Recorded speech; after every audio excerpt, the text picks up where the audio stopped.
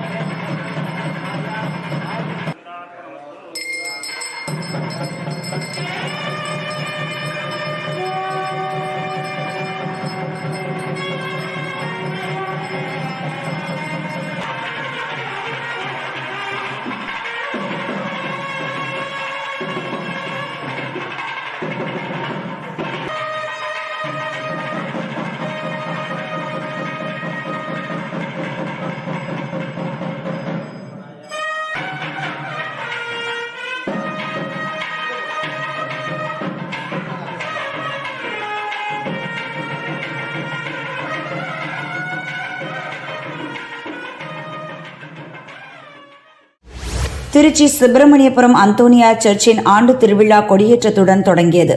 அருளானந்தர் சர்ச்சிலிருந்து அந்தோனியார் உருவம் பொறிக்கப்பட்ட கொடி பேண்ட் வாத்தியங்கள் முழங்க ஊர்வலமாக எடுத்து வரப்பட்டது. சர்ச் எதிரே உள்ள கொடிமரத்தில் பாதிரியார் ஆரோக்கியராஜ் கொடியை அர்ச்சித்து வைத்தார். தொடர்ந்து அந்தோனியார் பாடல் முழங்க கொடி ஏற்றப்பட்டது. திரளான கிறிஸ்தவர்கள் பங்கேற்று பிரார்த்தனை செய்தனர்.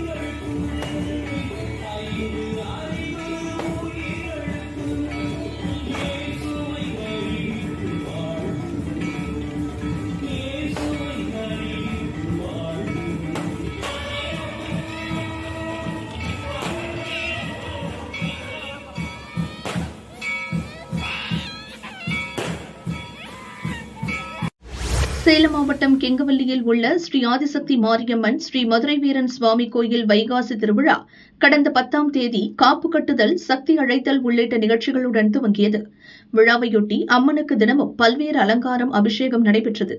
பொங்கல் வைபவம் முடிந்த நிலையில் விரதமிருந்த பக்தர்கள் அம்மன் வேடம் அணிந்து கம்பி அலகு, கத்தி அலகு, தேர் அலகு குத்தி அக்னிகரகம், பூங்கரகம், பால்குடம் சுமர்ந்து நேர்த்திக்கடன் செலுத்தினர். விழாவில் கெங்கவல்லி மற்றும் சுற்றுவட்டார பகுதியிலிருந்து ஏராளமானோர் பங்கேற்று தரிசனம் செய்தனர்.